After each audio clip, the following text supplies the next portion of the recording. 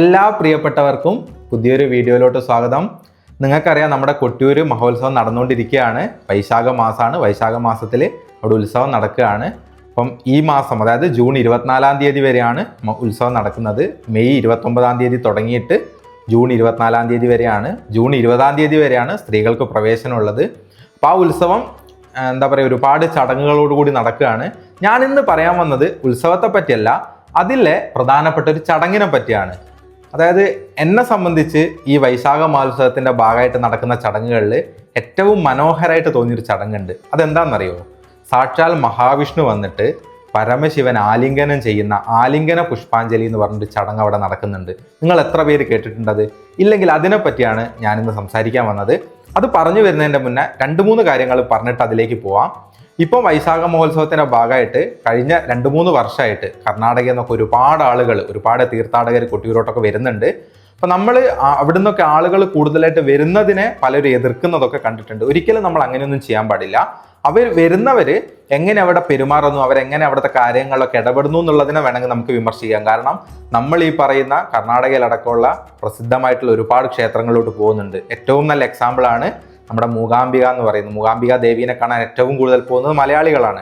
അപ്പോൾ നമ്മൾ വേറെ സ്ഥലങ്ങളിൽ നിന്ന് വരുന്ന തീർത്ഥാടകരായിട്ട് തന്നെ കാണണം. അവരതുപോലെ തന്നെ നമ്മൾ സ്വാഗതം ചെയ്യുകയൊക്കെ വേണം. പക്ഷെ അവരിവിടുത്തെ ചടങ്ങുകൾക്കോ ഇവിടുത്തെ അവിടെ ഏർപ്പെടുത്തിയിട്ടുള്ള കാര്യങ്ങൾക്കൊക്കെ വിരുദ്ധമായിട്ട് എന്തെങ്കിലും ചെയ്യുന്നുണ്ടെങ്കിൽ അതിനെ നമുക്ക് വിമർശിക്കാം. പിന്നെ ഈ പറഞ്ഞ പോലെ സ്ഥലപരിമിതിയും ഇതൊക്കെ ഒരു പ്രശ്നമാണ്. അപ്പോൾ അതുകൊണ്ട് ഇത്തവണയൊക്കെ നല്ല തിരക്കാണെന്നാണ് കേട്ടില്ല. 7-8 മണിക്കൂറുകളൊക്കെ തിരക്കാണ്. അപ്പം ഞാൻ ഇത്തവണ പോയിട്ടില്ല. അപ്പം ഞാൻ ഈ പറഞ്ഞു വരുന്ന ദിവസം, ഈ ചടങ്ങ് നടക്കുന്ന ദിവസം പോകാമെന്നാണ് വിചാരിക്കുന്നത്. അപ്പം അത് നിങ്ങളെ കൂടി ഒന്ന് കാണിച്ചു തരാമെന്ന് വിചാരിച്ചിട്ടാണ് ആ ദിവസത്തേക്ക് മാറ്റിവെച്ചത്. അപ്പം ആ ചടങ്ങ് നടക്കുന്നത് വരുന്ന ഞായറാഴ്ചയാണ്, അതായത് ജൂൺ 16-ാം തീയതി ഞായറാഴ്ചയാണ്. അപ്പം നിങ്ങൾക്ക് ആ ചടങ്ങുകളെ പറ്റി അറിയെങ്കിൽ നിങ്ങൾക്ക് മനസ്സിലായിട്ടുണ്ടാവും. അന്ന് അവിടെ രോഹിണി ആരാധനയാണ്. ഈ രോഹിണി ആരാധനയുടെ ദിവസമാണ് ഈ ഒരു ചടങ്ങ് അവിടെ നടക്കുന്നത്. ആലിംഗന പുഷ്പാഞ്ജലി എന്നാണ്. അപ്പം നമുക്ക് പറഞ്ഞു വന്ന വിഷയത്തിലോട്ട് വരാം.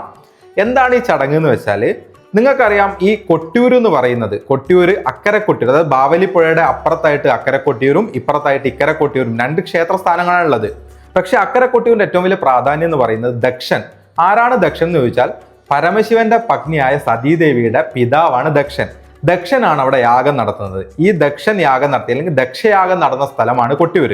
അപ്പൊ അവിടെ ഈ ചടങ്ങിലോട്ട് നമ്മൾ വന്നാൽ, അവിടെ നിങ്ങൾ പോയിട്ടുണ്ടെങ്കിൽ നിങ്ങൾക്ക് ഒരു അമ്മാറത്തറ കാണാൻ പറ്റും. അതെന്താന്ന് വെച്ചാൽ അമ്മ മറഞ്ഞ തറ എന്നാണ് പറയപ്പെടുന്നത്.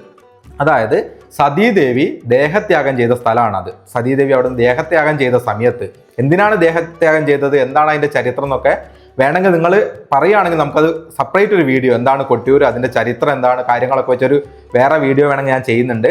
അപ്പൊ ഞാൻ ഈ വിഷയത്തിലോട്ട് മാത്രം വെച്ചിട്ടാണ് ഇത് പറയുന്നത്. അപ്പൊ തൻ്റെ പത്നി അവിടുന്ന് ദേഹത്യാഗം ചെയ്തതിൽ അതികോപാകുലനായിട്ടുള്ള പരമശിവനെ, അതായത് പരമശിവന് ദേഷ്യം വന്നു കഴിഞ്ഞാൽ ഈ ലോകം മൊത്തം നശിച്ചു പോകും, അത്രത്തോളം ദേഷ്യക്കാരനാണ്. അപ്പോൾ ആ പരമശിവനെ ആശ്വസിപ്പിക്കാൻ വേണ്ടി സാക്ഷാൽ മഹാവിഷ്ണു വന്നിട്ട് പരമശിവനെ ആലിംഗനം ചെയ്തു എന്നുള്ളതാണ് ഈ ഒരു ചരിത്രം എന്ന് പറയുന്നത്.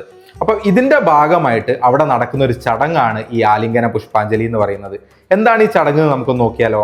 കൊട്ടിയൂര് സ്വയംഭൂ ആയിട്ടാണ് അവിടുത്തെ ശിവലിംഗം എന്നാണ് പറയപ്പെടുന്നത്. അതായത് ആരും അവിടെ ശിവലിംഗം പ്രതിഷ്ഠിച്ചതല്ല, സ്വയംഭൂ ആയിട്ട് ഉയർന്നു വന്നതാണ്. അതായത് പരമശിവൻ അവിടെ വന്നു എന്നുള്ളതിന്റെ ഐതിഹ്യമായിട്ടാണ് അങ്ങനെ ഒരു സ്വയംഭൂ ആയിട്ടുള്ള ശിവലിംഗത്തിലാണ് അവിടെ പൂജകളൊക്കെ നടക്കുന്നത്.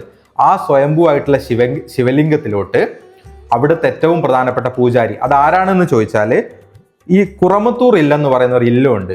ഈ കുറമത്തൂർ ഇല്ലത്തിലെ നായ്ക്കർ എന്ന് പറയുന്ന ഒരു സ്ഥാനമുണ്ട്. ഈ സ്ഥാനം ലഭിച്ചിട്ടുള്ള അവിടുത്തെ മൂത്ത നമ്പൂതിരിയാണ് ഈ പൂജ നടത്താനുള്ള അധികാരം. അതായത് ഈ പൂജ നടത്തുന്ന സമയത്ത് മഹാവിഷ്ണുവിന്റെ സ്ഥാനമാണ് ആ പൂജാരിക്ക് ലഭിക്കുന്നത്. ആലോചിച്ച് നോക്കൂ, അത്ര പ്രാധാന്യമുണ്ട്. ആ പൂജാരിയാണ്, അവിടുത്തെ ഏറ്റവും മുതിർന്ന പൂജാരിയാണ് ഈ ഒരു ആലിംഗന പുഷ്പാഞ്ജലി ചെയ്യുന്നത്. നമ്മളത് കണ്ടിട്ടുള്ളവർക്ക് മനസ്സിലാവും, ഇല്ലെങ്കിൽ നിങ്ങളൊന്ന് പോയി കാണണം. അതായത് ഈ വരുന്ന ജൂൺ 16-ാം തീയതി. പക്ഷെ നല്ല രസം എന്താണെന്ന് വെച്ചാൽ 15 2-ാം ശനിയാണ്, 16 ഞായറാണ്. നല്ല തിരക്കാവാൻ സാധ്യതയുണ്ട്. എങ്കിലും പറ്റുവാണെങ്കിൽ നിങ്ങളത് പോയി കാണണം. അത്ര മനോഹരമായ ഒരു ചടങ്ങാണ്. 5-6 മിനിറ്റൊന്നും അല്ല, മണിക്കൂറുകളോളം ആ നമ്പൂതിരി ആ ശിവലിംഗത്തെ കെട്ടിപ്പിടിച്ച് കിടക്കും. നമ്മളിത് കാണുന്ന സമയത്ത് അദ്ദേഹത്തിന്റെ ജീവൻ നഷ്ടപ്പെട്ടു എന്ന് വരെ ചിലപ്പോൾ നമുക്ക് തോന്നിപ്പോവും. അത്ര നേരമാണ് ആ ഒരു നമ്പൂതിരി അതിങ്ങനെ കെട്ടിപ്പിടിച്ച് കിടക്കുന്നത്. അത് കാണാൻ തന്നെ അതിമനോഹരമായൊരു ചടങ്ങാണത്. അങ്ങനെ മണിക്കൂറുകളോളം കെട്ടിപ്പിടിച്ച് കിടന്ന ശേഷം ശിവന്റെ എല്ലാ കോപവും ശമിപ്പിച്ചു എന്ന് മനസ്സിലാക്കിയ ശേഷമാണ് ആ നമ്പൂതിരി അവിടെ നിന്ന് എഴുന്നേൽക്കുന്നത്. അതായത് മഹാവിഷ്ണു നേരിട്ട് വന്ന് ശിവനെ ആശ്വസിപ്പിച്ചു എന്നുള്ളതാണ് ഇതിന്റെ പിന്നിൽ ഐതിഹ്യം. അങ്ങനെ ആ നമ്പൂതിരി ഈ ശിവലിംഗത്തെ കെട്ടിപ്പിടിച്ച സ്ഥലത്ത് നിന്ന് എഴുന്നേൽക്കുന്ന സമയത്ത് അവിടെ പുഷ്പാഞ്ജലി നടത്തും. അതായത് മഹാവിഷ്ണു വന്ന് ശിവനെ ആശ്വസിപ്പിച്ച ശേഷം നടത്തുന്ന ഈ പുഷ്പാഞ്ജലി എന്ന് പറയുന്നത് ആ സമയത്ത് ദേവതകളൊക്കെ പുഷ്പവൃഷ്ടി നടത്തി എന്നാണ് ഐതിഹ്യം. അപ്പോൾ ഈ ഒരു ചടങ്ങാണ് അവിടെ നടക്കുന്നത്. അതിമനോഹരമായൊരു ചടങ്ങ് കൂടിയാണത്. ശരിക്കും ഏറ്റവും സുന്ദരവും ഹൃദ്യമൊക്കെ ആയിട്ടുള്ള ഒരു ആരാധന രീതിയല്ലേ ഇത്? അതായത് മഹാവിഷ്ണുവും ശിവനും തമ്മിലുള്ള ആത്മബന്ധത്തെയാണ് ശരിക്കും അവിടെ കാണിക്കുന്നത്. അതെങ്ങനെയാ പറയപ്പെടുന്നതെന്ന് വെച്ചാൽ ശിവസ്യ ഹൃദയം വിഷ്ണുർ വിഷ്ണുചാ ഹൃദയം ശിവ എന്ന് വെച്ചാൽ ശിവന്റെ ഹൃദയം വിഷ്ണുവാണ്, എന്നാൽ ആ വിഷ്ണുവിൻ്റെ ഹൃദയമോ അത് ശിവൻ തന്നെയാണ്. എത്ര ഉയർന്ന ഒരു മെസ്സേജാണ് ശരിക്കും നൽകുന്നതെന്ന് ആലോചിച്ച് നോക്ക്. ശിവ വൈഷ്ണവ വിഭാഗങ്ങൾ ഏറ്റുമുട്ടിയ ഒരുപാട് സന്ദർഭങ്ങൾ നമ്മുടെ രാജ്യത്തുണ്ടായിട്ടുണ്ട്. അവിടെയാണ് അവർ തമ്മിലുള്ള സൗഹൃദത്തെ ഏറ്റവും മനോഹരമായി കാണിച്ചു തരുന്ന ഒരു ചടങ്ങ് കൂടിയാണ്. പറ്റുമെങ്കിൽ ഒരുപാട് പേര് നിങ്ങൾ കണ്ടിട്ടുണ്ടാവും, കാണാത്തവരുണ്ടെങ്കിൽ ഈ വരുന്ന ഞായറാഴ്ച അതായത് ജൂൺ 16-ാം തീയതി രോഹിണി ആരാധനയുടെ ദിവസം പോയാൽ ഈ മനോഹരമായൊരു ചടങ്ങ് കാണാൻ പറ്റും. ഇത്തവണത്തെ വൈശാഖ മഹോത്സവത്തിൽ ഇതുപോലെയുള്ള ഒരുപാട് ചടങ്ങുകൾ അവിടെ നടക്കുന്നുണ്ട്. അപ്പോൾ അതിനെപ്പറ്റിയൊക്കെ നമുക്ക് ഓരോ ദിവസങ്ങളായിട്ട് സംസാരിക്കാമെന്നാണ് വിചാരിക്കുന്നത്. നേരത്തെ ഞാൻ പറഞ്ഞ പോലെ കൊട്ടിയൂരിൻ്റെ ചരിത്രം എന്താണ്, അതിൻ്റെ വിശേഷങ്ങൾ എന്തൊക്കെയാണ്, എന്താണ് അവിടെ നടക്കുന്നതിനെ പറ്റി നിങ്ങൾക്ക് ആർക്കെങ്കിലും അറിയണമെന്നുണ്ടെങ്കിൽ നമുക്ക് അതിനെപ്പറ്റി ഒരു വീഡിയോ ചെയ്യാം. അപ്പം ഇങ്ങനെയുള്ള ഒരുപാട് വീഡിയോസ് നമ്മുടെ ഈ ഒരു ചാനൽ, അതായത് ഓപ്പൺ മൈൻഡ് വിത്ത് കൃഷ്ണപ്രസാദ് എന്ന് പറയുന്ന ഈ ഒരു ചാനൽ നിങ്ങൾക്ക് കാണാൻ പറ്റും. അപ്പോൾ ഇങ്ങനത്തെ വിശേഷങ്ങളൊക്കെ നിങ്ങൾക്ക് അറിയണമെന്ന് ആഗ്രഹം ഉണ്ടെങ്കിൽ നിങ്ങൾ താഴെ കാണുന്ന ആ ഒരു സബ്സ്ക്രൈബ് ബട്ടൺ ഒന്ന് പ്രസ് ചെയ്ത് കഴിഞ്ഞാൽ ഇതുപോലെയുള്ള വീഡിയോസൊക്കെ കിട്ടും.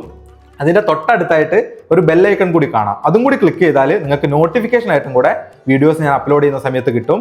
അപ്പോൾ നിങ്ങൾക്ക് ഈ ഒരു വീഡിയോ ഇഷ്ടപ്പെട്ടാൽ എന്തൊക്കെയാണ് നിങ്ങളുടെ അഭിപ്രായങ്ങൾ, ഈ ചടങ്ങിനെ പറ്റി നിങ്ങൾക്ക് മനസ്സിലായപ്പോൾ കേട്ടപ്പോൾ തോന്നിയത് എന്തൊക്കെയാണെന്നൊക്കെ ഒന്ന് കമൻറ്റ് ബോക്സിൽ പറയുക. പിന്നെ നിങ്ങളുടെ ഫ്രണ്ട്സിന് ഫാമിലിയുള്ളവർക്കൊക്കെ ഒന്ന് ഷെയർ ചെയ്ത് കൊടുക്കുക. അപ്പോൾ നമുക്ക് മറ്റൊരു ദിവസം മറ്റൊരു മനോഹരമായിട്ടുള്ള ഇതുപോലെയുള്ള വിശേഷങ്ങളായിട്ട് വീണ്ടും കാണാം. അതുവരെ എല്ലാവർക്കും ബൈ ബൈ.